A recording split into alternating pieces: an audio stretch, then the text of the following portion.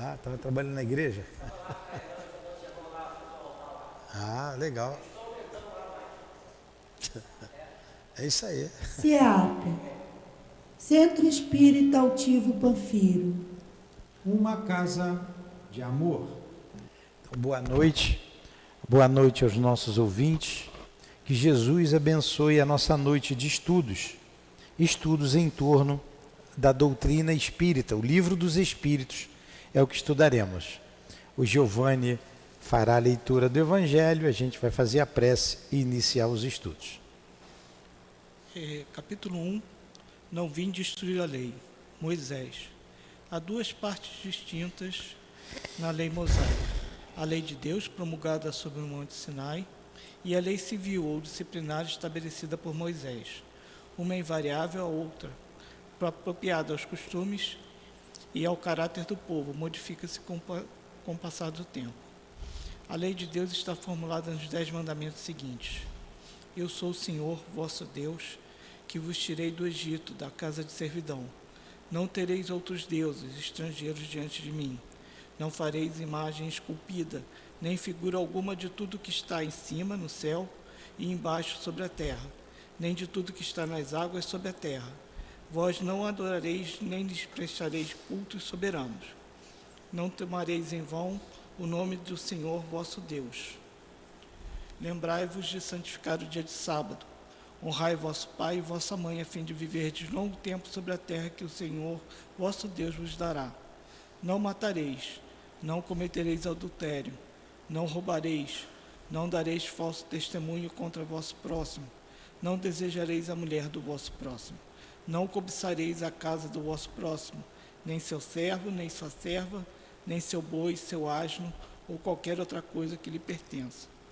Essa lei é de todos os tempos e de todos os países, e por isso mesmo tem um caráter divino. Todas as outras são leis estabelecidas por Moisés, obrigado a conter, pelo temor, um povo naturalmente turbulento e indisciplinado, no qual tinha que combater os abusos e os preconceitos enraizados, adquiridos durante a escravidão no Egito. Para dar autoridade às suas leis, ele teve que lhes atribuir uma origem divina, assim como fizeram todos os legisladores dos povos primitivos. A autoridade do homem devia apoiar-se sobre a autoridade de Deus, mas somente a ideia de um Deus terrível podia impressionar criaturas ignorantes, nas quais o senso moral e o sentimento de uma justiça imparcial estavam ainda pouco desenvolvidos. É evidente que aquele que havia incluído em seus mandamentos, não matareis, não fareis mal ao vosso próximo, não poderia se contradizer fazendo do extermínio um dever. Portanto, as leis mosaicas propriamente ditas tinham um caráter essencialmente transitório.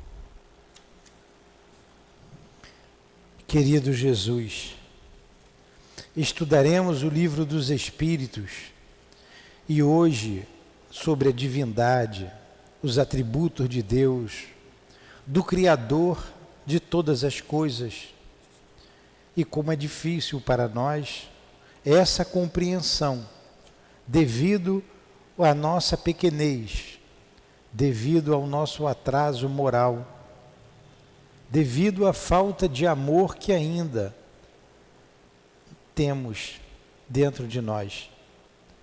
Ajuda-nos, Senhor, suprindo as nossas deficiências, para que possamos melhor compreender sobre o Criador, mas acima de tudo, pautando a nossa vida com os seus desígnios, com os seus ensinamentos, pautando a nossa vida com a compreensão do texto que iremos estudar hoje. O nosso irmão leu sobre os 10 mandamentos. Que possamos refletir, Jesus, e caminhar de acordo com essa regra ditada para todos nós, para toda a humanidade. Permita que o nosso irmão altivo nos ajude nessa compreensão, nos inspire, bem como os benfeitores da nossa casa, o Baltazar, o Antônio de Aquino, o nosso Dr. Erma e tantos outros espíritos que já compreendem melhor do que nós sobre Deus. Que seja em nome desses espíritos amigos, Jesus, da direção espiritual da nossa casa, que seja em nome do amor, do nosso amor, em nome de Leon Denis, de Allan Kardec, em teu nome, Jesus, mas acima de tudo em nome de Deus, que iniciamos os estudos da noite de hoje. Que assim seja. Graças a Deus.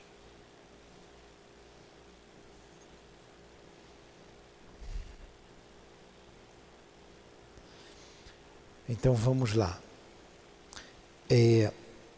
Antes que o Giovanni leia aqui, a número 4, nós paramos aqui na provas da existência de Deus, correto?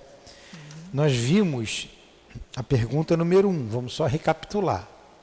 O Kardec perguntou o que é Deus e os espíritos responderam que Deus é a inteligência suprema, a causa primeira de todas as coisas. Mas isso não invalida o que Jesus disse a respeito de Deus. Deus, o Pai bondoso, o Pai de amor.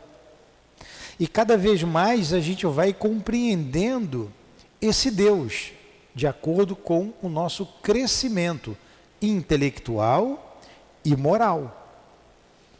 Antes do Cristo, a ideia de Deus era completamente diferente. Era um Deus guerreiro, um Deus libertador de um povo e que se aborrecia quando contrariado, que julgava, que condenava.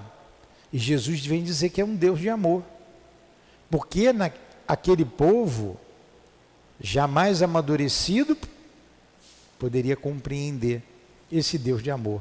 E ele marca então uma fase da humanidade.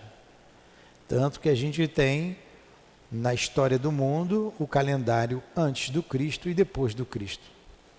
Antes do Cristo era um mundo primitivo. Depois do Cristo, um mundo de provas e expiações. E o Cristo vem novamente falar de Deus, falar da vida futura, ampliar o seu conhecimento, ampliar o que ele tinha dito, relembrar o que ele tinha dito. Ele vem uma segunda vez à Terra. Estão esperando, Jesus vem. É o advento do Espiritismo. Então, o advento do Espiritismo é a segunda vinda do Cristo à Terra. Ele comanda, ele dirige todo esse trabalho. E nesse trabalho foi colocado na primeira questão do Livro dos Espíritos a questão sobre Deus. Então, uma pergunta inteligente, como nós falamos semana passada, uma resposta inteligente. Então, Deus, o que é Deus? Ele não definiu, não é um pronome definido, o pronome que é um pronome indefinido, que é Deus.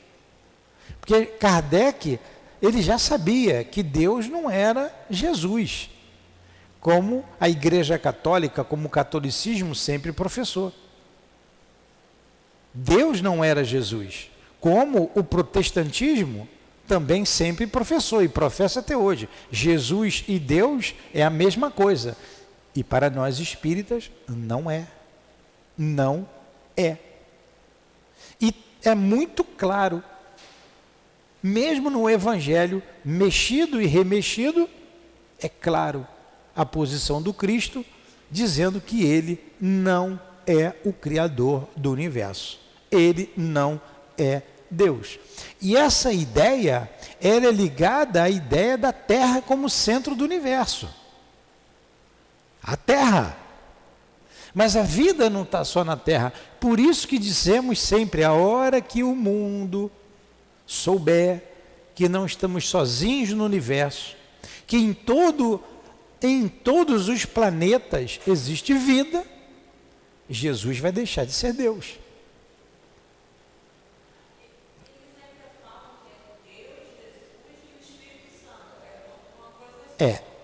Isso aí quem fala é o católico, que Deus é Pai, Filho e Espírito Santo. E isso é a Trindade, é a Santíssima Trindade, que é um mistério. Você pergunta lá ao sacerdote para te explicar o que é ser Deus, Pai, Filho e Espírito Santo. Eis o mistério da fé. Ele levanta a hóstia e diz, esse é o mistério da fé. Então Deus não é Jesus. E Jesus não é Deus. Kardec já sabia disso. Com o estudo que ele fez, ele já sabia. Então ele faz a pergunta, que é Deus então? O que é Deus? Olha aí a inteligência, a perspicácia de Kardec, de Allan Kardec. O que é Deus? Responde os espíritos, inteligência suprema, causa primeira de todas as coisas. Lá na questão 525, 625, todo mundo sabe de cor, ele vai perguntar, qual o tipo mais perfeito que já veio à Terra? Resposta dos espíritos, Jesus. Jesus foi o ser mais perfeito, o espírito mais perfeito. Jesus é nosso irmão. A gente não sabe o que é o tempo. O que é o tempo? Define o tempo. Você dizer que o tempo é infinito também não é definição. Quanto tempo tem o tempo? Quanto tempo tem o tempo? Resposta: o tempo tem tanto tempo quanto o tempo tem. Certo?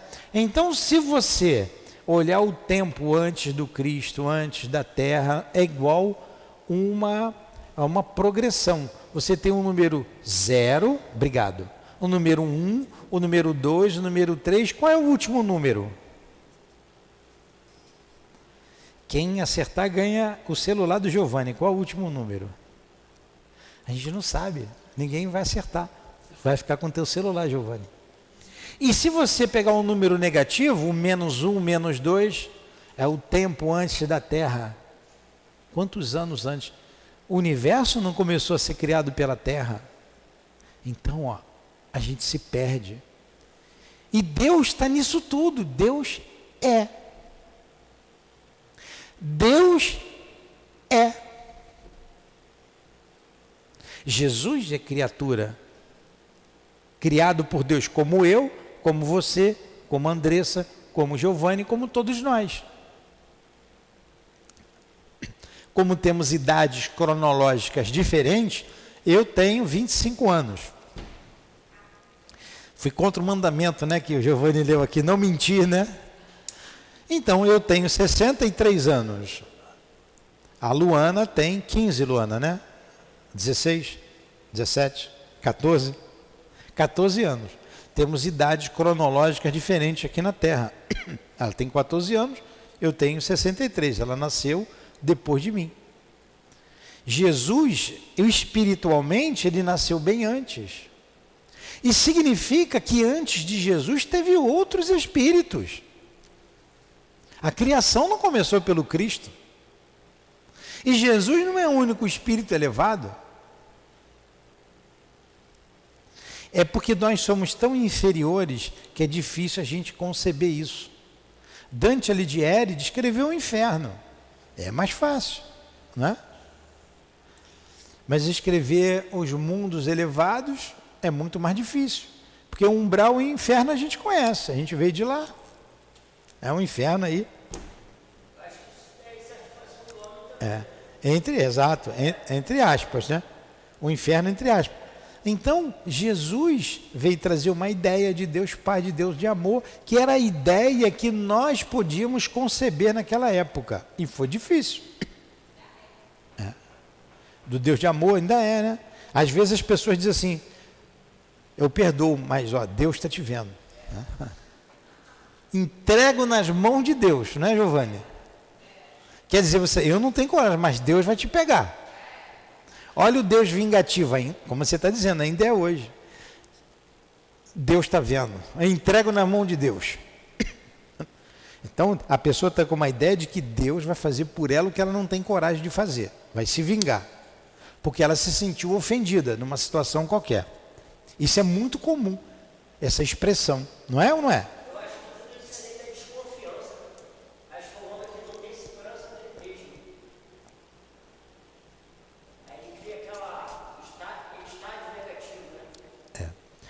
Aí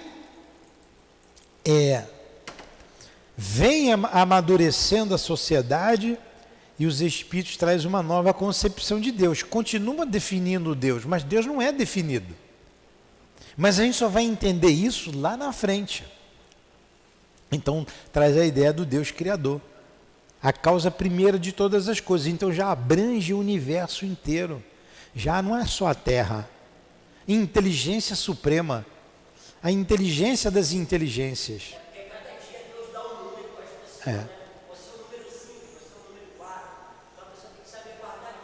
É isso aí. Então, ele deu essa definição. Aí ele pergunta aqui na número 2, que deve se entender por infinito, mas olha o Kardec.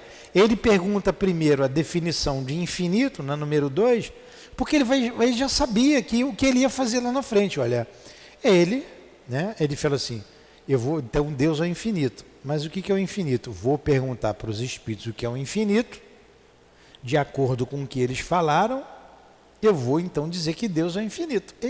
Essa foi a ideia dele. Ele não perguntou isso aqui solto. Ele não perguntou.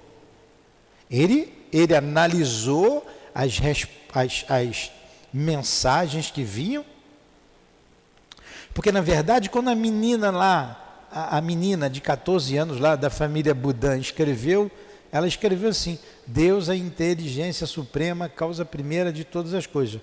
Pela resposta ele fez a pergunta ali. Então ele não está definindo Deus. Ele não está.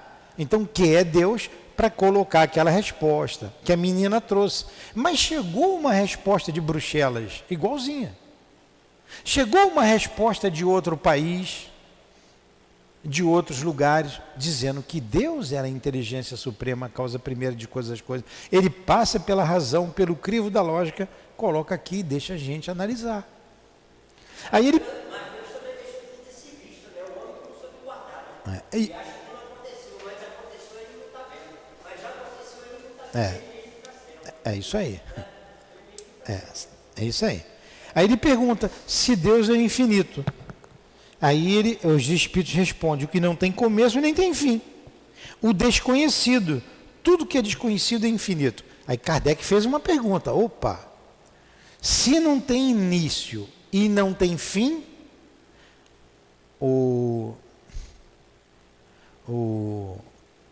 mulher do Marquinhos, né? Luciana, olha para mim, Luciana. Olha só. Se o infinito é aquilo que não tem princípio e nem tem fim, o infinito é o desconhecido, ele colocou aqui, tudo que é desconhecido é infinito. Aí Kardec concluiu, como nós concluiríamos também. Então Deus é infinito. Deus então é infinito. Porque Deus não teve princípio, Deus não terá fim. Deus é desconhecido, então Deus é infinito. Não é lógico a gente dizer isso? É lógico. Eu quero que vocês acompanhem o raciocínio de Kardec. Tá? A gente está estudando, acompanhando o raciocínio dele.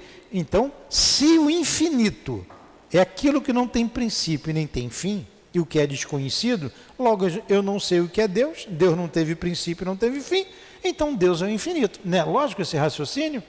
É lógico. Olha como que não é uma concepção do homem, porque esse é um raciocínio lógico. Aí o que os espíritos respondem? Não, ele não é, Deus não é infinito, é uma definição incompleta. Pobreza da linguagem dos homens, que é insuficiente para definir as coisas que estão acima da inteligência deles.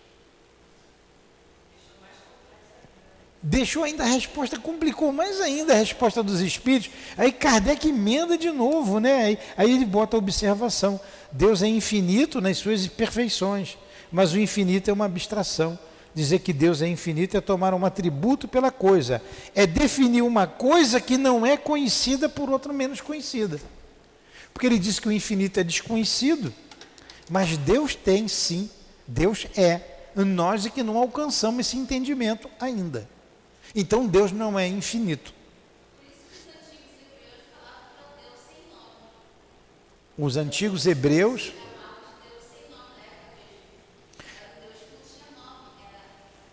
Pois é. É.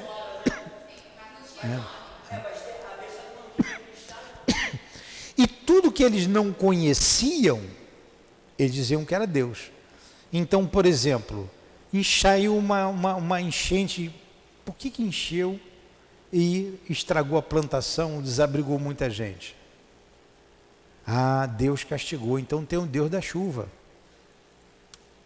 Quando a gente planta e tem uma colheita farta, tem um Deus da colheita. Aí começa os deuses para justificar aquilo que o Deus do trovão. Ele não sabia. Olha, Giovanni, eu estava ali, aqui, num dia desse, tinha uns trabalhadores aqui.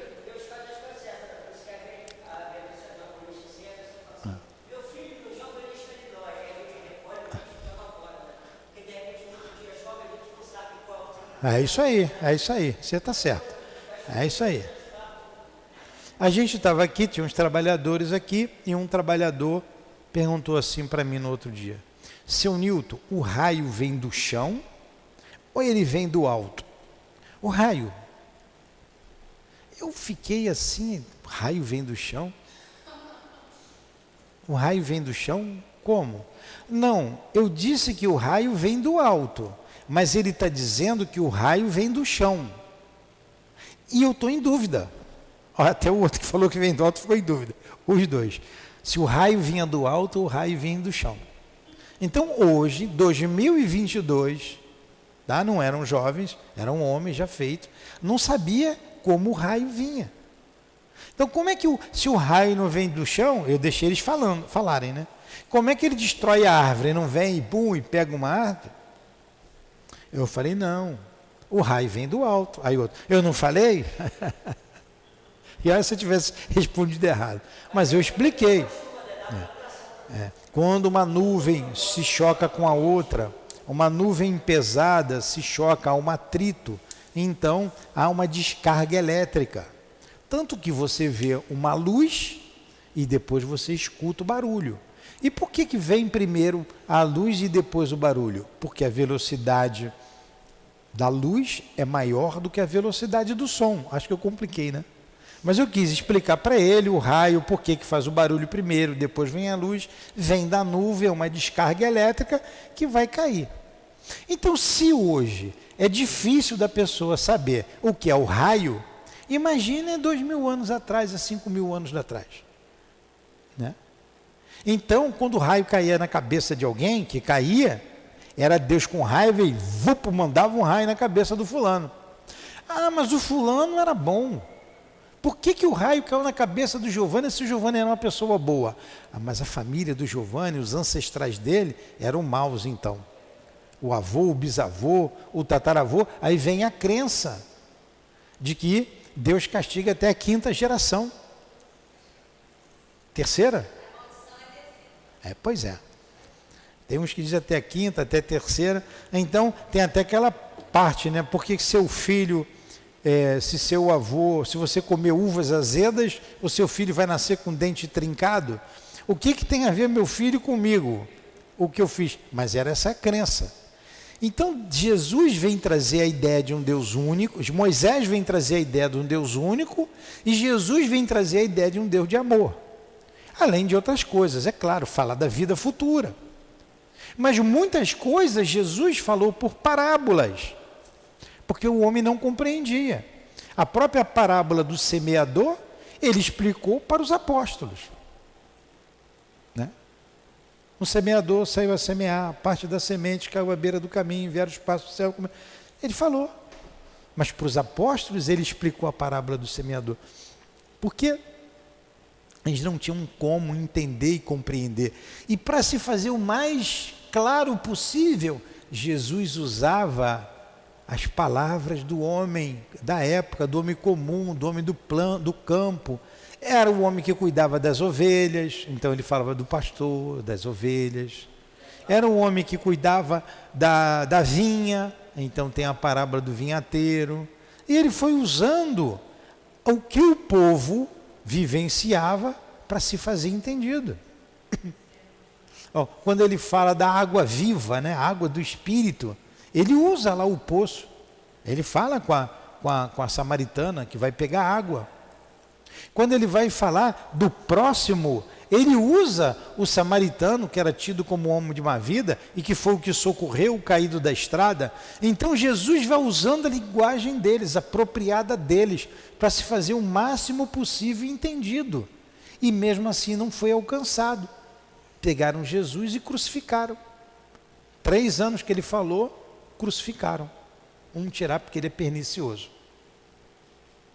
Mas isso ficou. E vem a doutrina espírita, então, explica o que Jesus não pôde explicar. Por exemplo, como que Jesus curou o homem da mão seca? Como que Jesus curou o cego? Ninguém entendia de magnetismo, de fluido. Jesus não ia falar de fluido. Quem me tocou? Alguém me tocou, porque sentiu uma virtude sair de mim. Ele não podia falar, senti uma descarga fluídica. Foi meu fluido curador que curou a moça. Não. Hoje você já entende isso. Então a doutrina espírita clareia, dá uma clareada para a gente. Opa, então Jesus não fez milagres. Então se eu trabalhar com amor, os espíritos podem me ajudar e eu também posso ajudar. A gente pode até curar não. Os espíritos usando as nossas mãos pode curar um cego. Pode curar uma doença.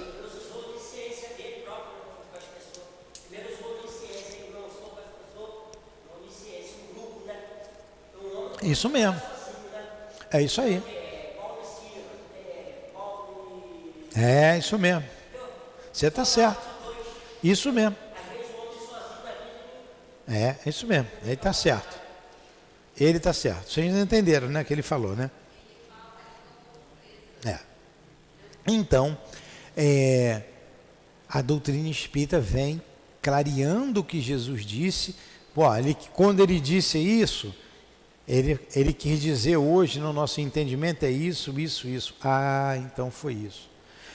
Jesus ressuscitou Lázaro, tirou Lázaro do túmulo. Como é que Jesus, se ele disse que não veio destruir a lei, e que morrer é uma lei, morreu, como é que ele ressuscitou o defunto? Como que ele fez isso? Ele já cheira mal. Então, se eu for lá no cemitério, eu posso levantar tudo quanto é defunto, sair da catacumba. Imaginem como não vai ser, né? Que horror. Teve até um filme lá, teve a música do Michael Jackson mostrando lá o zumbi, né? Então, aí você vai entender hoje que Jesus não ressuscitou Lázaro. Lázaro estava num estado cataléptico, a catalepsia. Jesus não ressuscitou a filha de Jairo, né? E tem um filho da viúva de Naim também.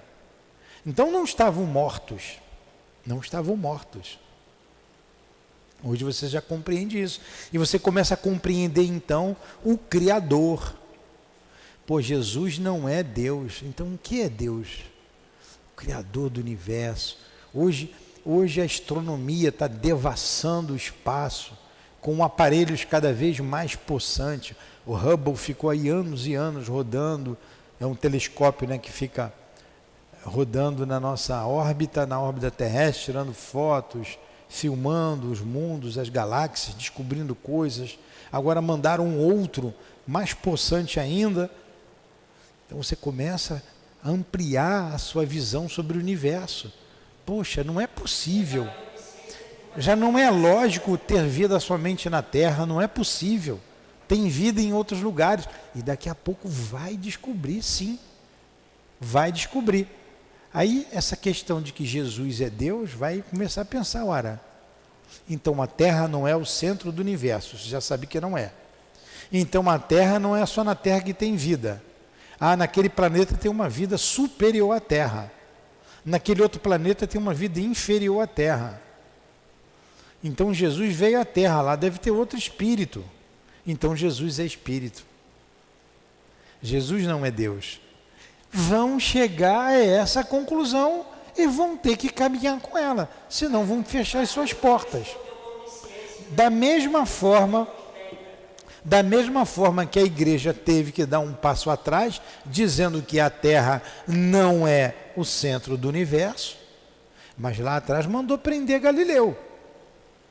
Galileu só não foi posto em fogueira porque ele era influente. Tinha parente influente. Tinha parente na igreja, influente. Então quebraram o galho dele. Mas falou assim, tudo bem, não vou te queimar não, mas volta atrás aí com o que você disse. É porque é igual a história de José. José falou lá, Faraó, hoje a vaca vai estar magra, mas amanhã ela vai cortar. Aí produziu o fruto, né? Foi uma palavra. Mas aí cabe ao homem que acreditar. Aí vem que Deus faz, ele não dá bom. Aí onde que Deus volta para trás, É isso mesmo. É isso mesmo.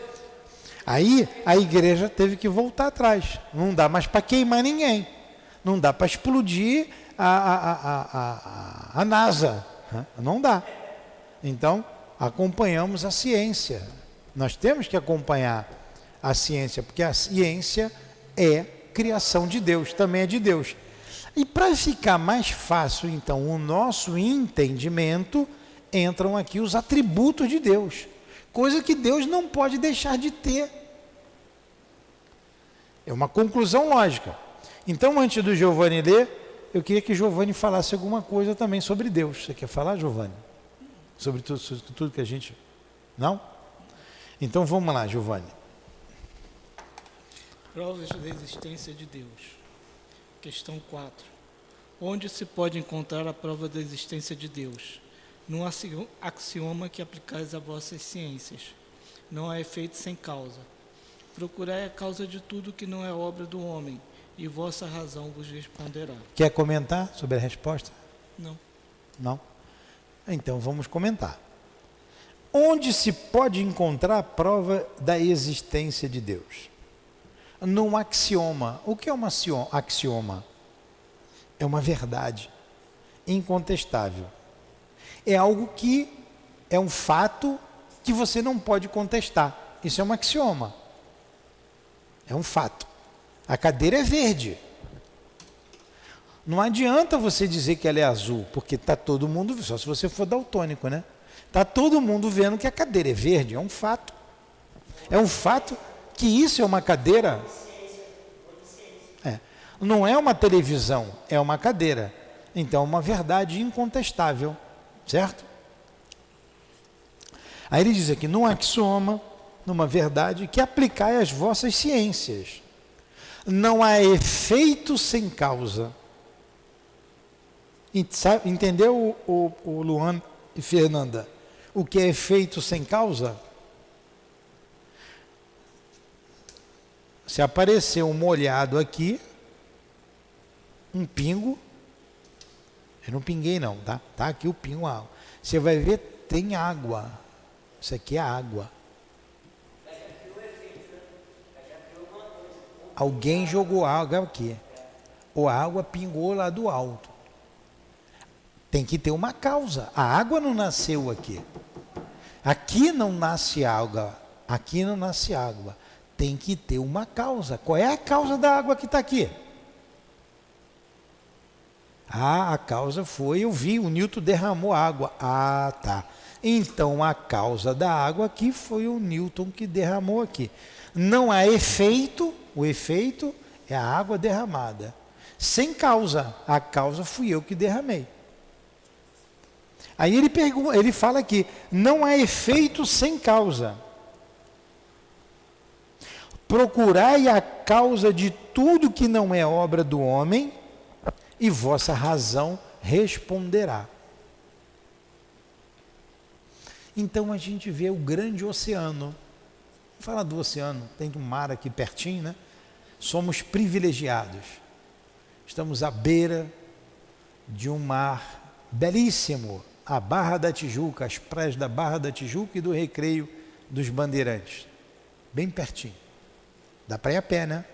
Se quiser andar um pouquinho, dá para ir a pé. Está ali a praia. Quem criou? Quem criou o planeta Terra? Quem criou esse mar com todas as riquezas que ele tem? Quem criou o planeta Terra? Como é que surgiu o céu, o sol, as estrelas? Aí o homem vai atrás. O homem tem que ter uma criação. Aí surgem várias teorias. né? Os cientistas estão pesquisando a causa do universo. E um cientista disse que a causa o universo começou por uma grande explosão, o Big Bang. É que a gente viu aqui no trabalho aqui nosso, né? No carnaval. Mas quem produziu ali a explosão? E o material para explodir, quem fez?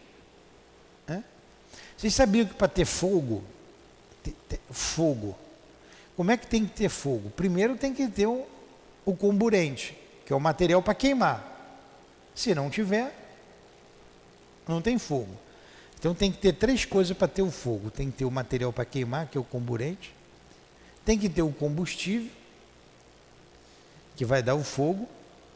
E tem que ter uma terceira coisa. Qual é a terceira coisa, Giovanni? Você que é bombeiro? Mas ele é médico, não sabe, né? O oxigênio.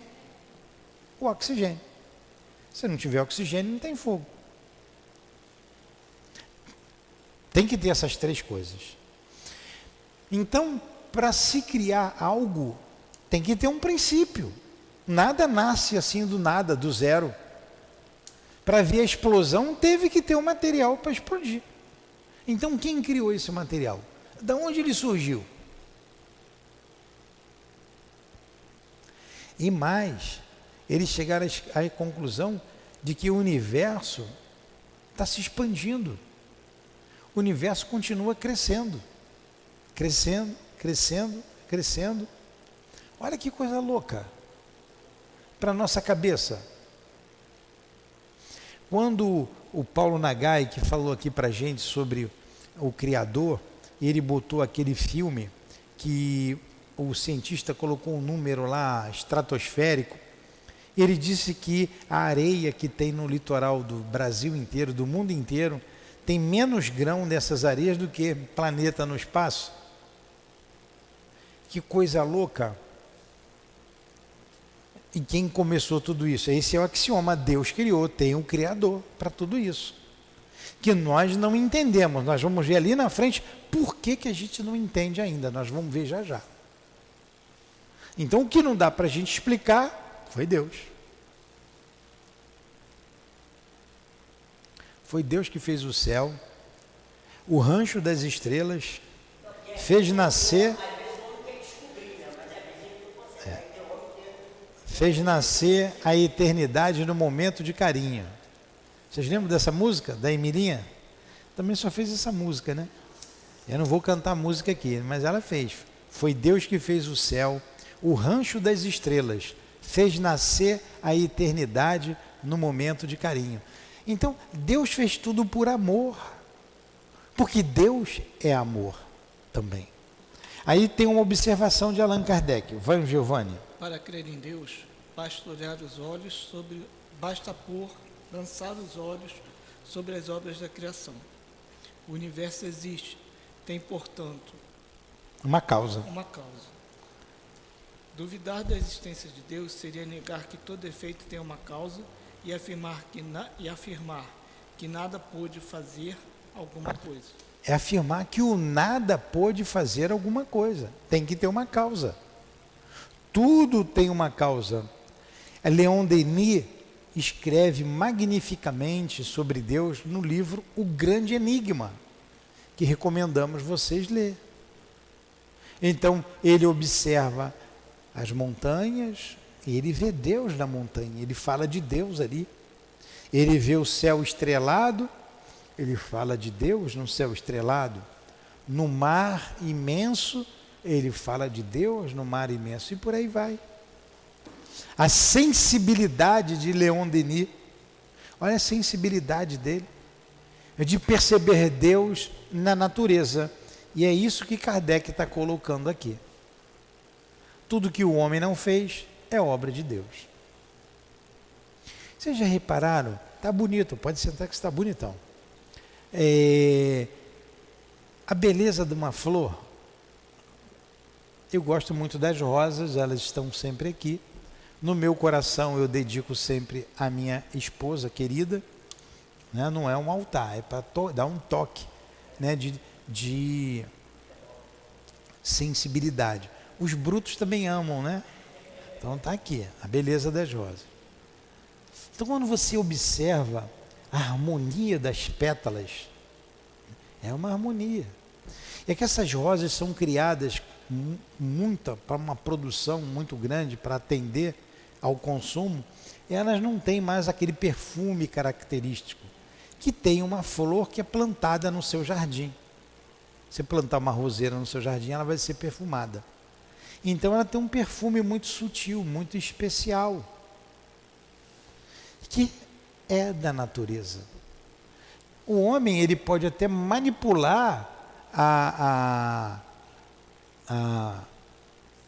planta geneticamente para produzir uma planta mais resistente, né, mais bela, uma fruta, como ele faz com as frutas, tudo bem. Mas a essência não é dele. Ele pega a semente para poder manipular. Da onde veio tudo isso? Então, numa simples flor, tanta beleza, tanta harmonia. Se a gente ficar olhando para ela, a gente vai ver tanta coisa. Quando você sabe o que eu acho bonito, que dá beleza ali, a minha visão, são as folhas. Elas destacam a beleza da rosa. Então, uns vão gostar da rosa branca, outros da chá, outros da rosa vermelha. E a gente tem a rosa como símbolo do amor. Porque a gente não sabe, né? Cada rosa ela tem uma pétala vazia, então vai uma, os filhos baixos, se sente muito É. Aí, ela está falando, né? é isso aí. Estou dando um número pra gente, né? É igual a rosa linda. É isso aí. Então, uma pétala vazia, né? Aí a gente vê, que é uma rosinha no chão. É. Fizeram aqui 3, 4 pétalas assim, né? Amarela. É isso aí. Aí nós escrevemos assim: as rosas vêm de Deus. Né?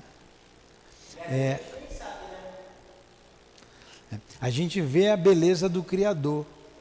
A beleza do Criador. As rosas vêm de Deus. Aí a gente escreveu ali, que você já sabe que está escrito ali, eu não vou contar tudo.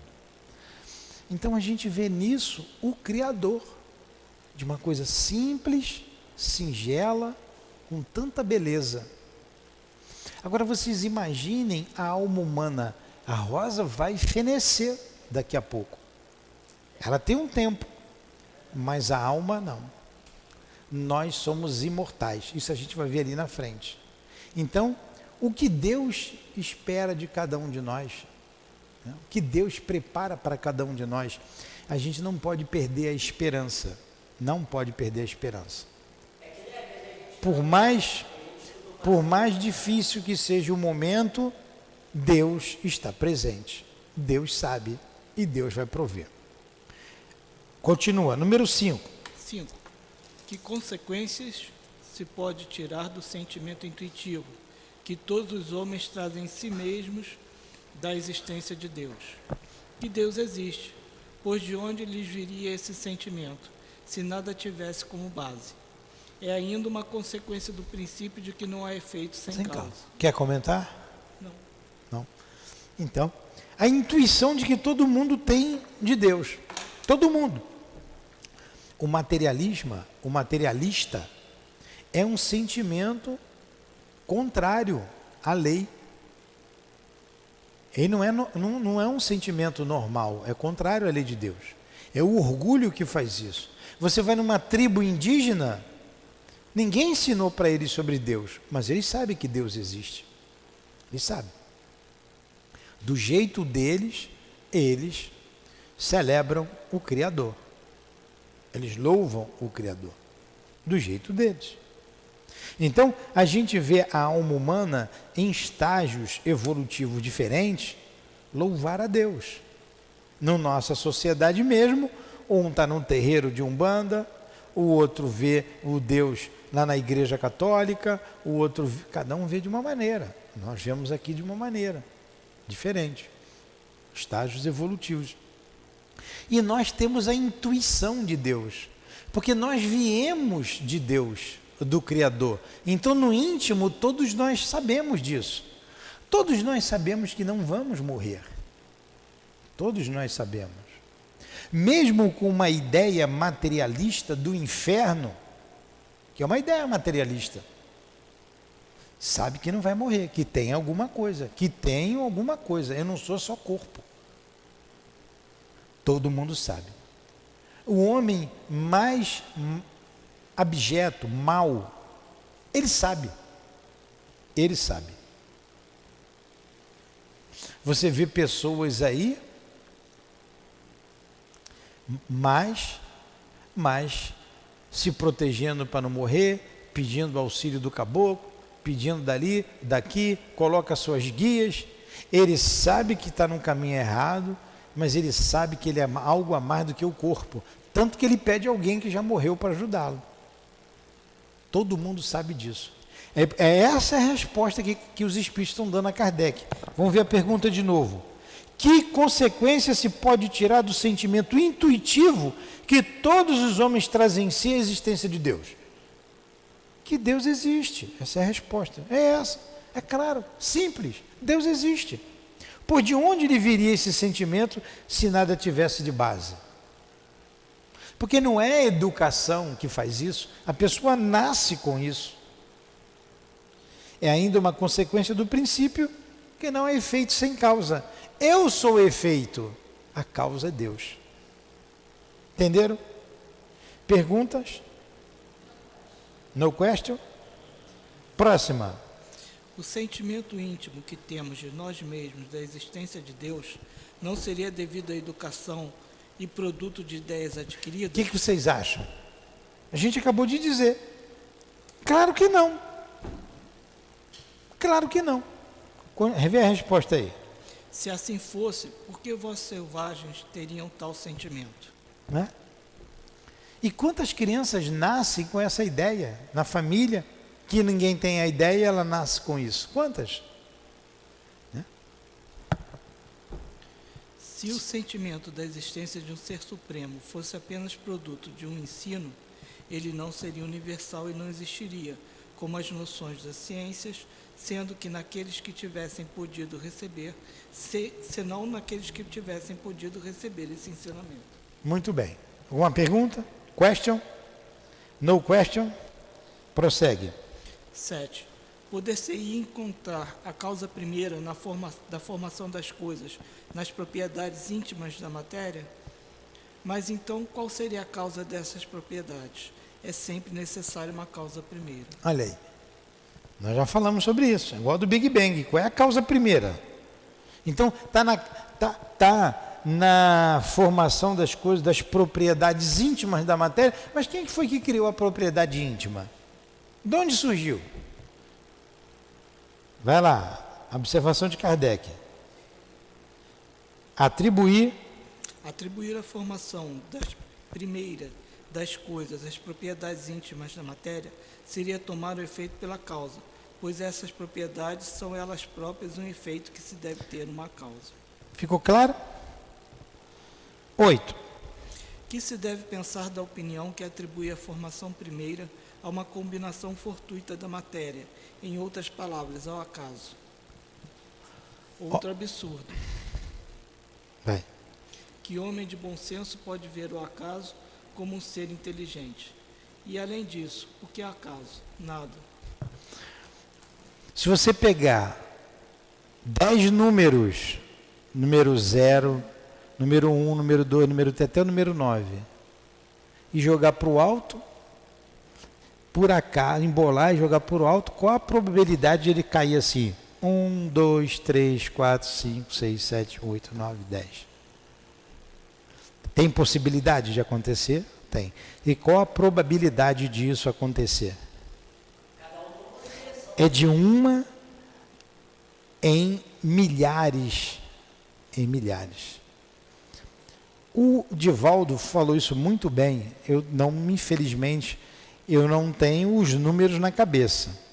Se você botar do número 0 ao número 9 num saco, qual é a probabilidade de você meter a mão no saco e tirar o número 1? A probabilidade. Está lá, 0, 1, 2, 3, 4. Eu vou lá, meto a mão no saco, não veio o número 1, veio o número 0. eu meto a mão no saco, não veio o número 1, veio o número 2. Eu boto a mão no saco, não veio o número 1, veio o número 9. Então, qual a possibilidade, a probabilidade de eu enfiar a mão no saco e trazer o número 1? Essa é fácil. É de 1 em 9, né? De 1 em 9. Eu posso meter a mão no saco e trazer de primeiro o número 1. Mas eu posso pegar por último. Certo? Então, a probabilidade, aí tem que estudar matemática, né? A probabilidade. Aí ele faz um outro raciocínio. Qual a probabilidade de eu meter a mão no saco, tirar o número 1 e em seguida tirar o número 2? Isso já vai, é de 1 em 10 mil, é uma coisa assim astronômica. E ele vai, qual a probabilidade de você meter a mão no saco e tirar número 1, número 2, número 3, número 4, número 5, número 6, número 7, número 8, número 9? É de 1 elevada a n, a 10, a n potência, é uma coisa astronômica. Se para 10 números a probabilidade é grande, o acaso é isso. O acaso é você meter e tirar número 1, número 2, número 3, número em seguida. Então o acaso não existe. O acaso é o nada, isso não existe. E quando você olha para o universo, quando você vê as leis que regem o universo, isso não pode ser a obra do acaso. E ele vai no raciocínio dele, né? Os movimentos da Terra, a distância entre a Lua e a Terra. Se a Lua tivesse mais próximo da Terra 1000 quilômetros, não poderia haver vida na Terra. Por quê? As marés subiriam e inundariam toda a Terra, não poderia haver vida como a gente conhece aqui na Terra. Mas se a Lua tivesse afastada lá um determinado espaço, também não haveria vida na Terra. Por quê? E ele vai explicando o porquê. Isso é obra do acaso? Então a distância, acho que são 150 mil quilômetros, né? A distância entre a Lua e a Terra, o satélite da Terra, a Lua, está certinho. Tem que ser aquela distância, não pode ser menor, nem pode ser maior.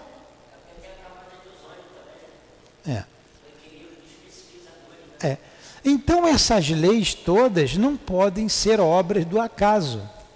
Como disse Einstein, Deus não joga dados.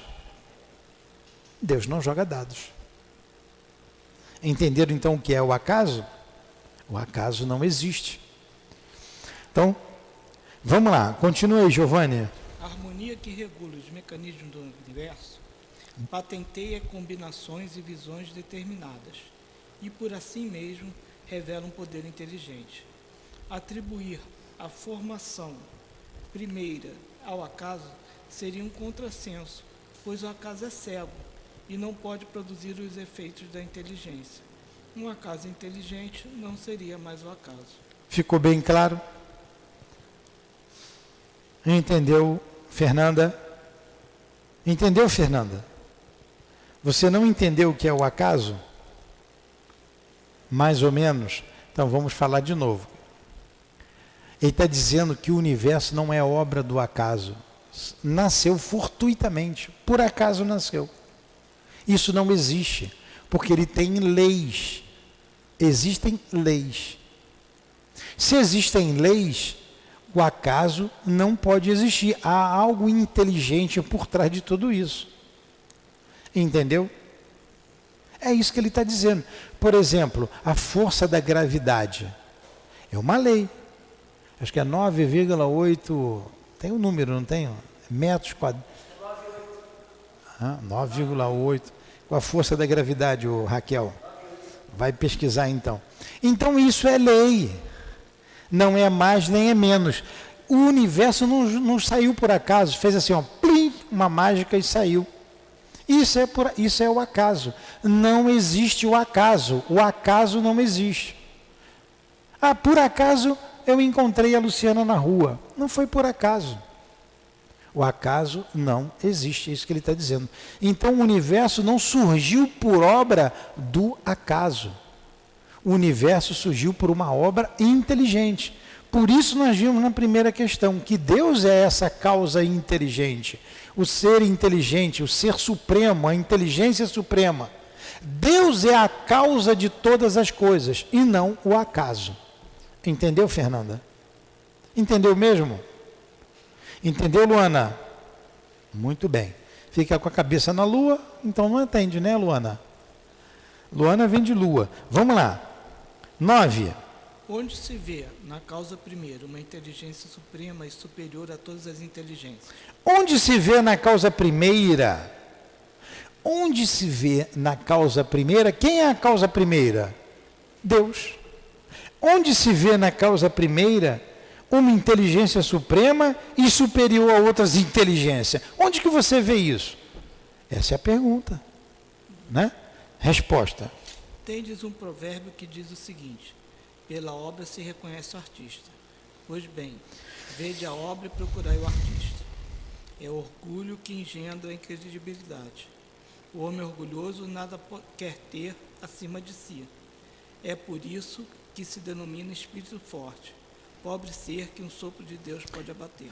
Por causa do orgulho. Vamos entender essa resposta. Onde que você está vendo a causa primeira de todas as coisas? Onde é que você está vendo Deus em tudo isso? Onde é que você está vendo uma inteligência suprema aí no universo? Como que isso não é obra do acaso? Como é que você vê isso? Os espíritos respondem. Um provérbio que diz o seguinte: pela obra se reconhece o artista.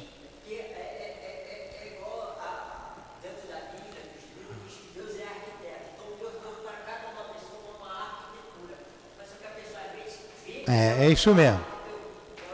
É isso mesmo. Tá certo, é isso mesmo. É isso aí. Então você vê ali um relógio, eu estou aqui de frente para o relógio. Ali tem um mecanismo. Alguém fez aquele relógio. Você faz um relógio, Luana? Sabe fazer um relógio? Tem gente que não sabe nem ver a hora. Ainda mais fazer um relógio. Por que um navio não afunda? E ele é de ferro, hein? Sabe por que o navio não afunda? Como é que o avião voa? Como é que o avião voa com 18, com 20 toneladas, com 30, 40 toneladas? Como é que ele voa? Só queria saber dessas duas. Por que o navio não afunda? Tem uma engenharia. Tem um porquê.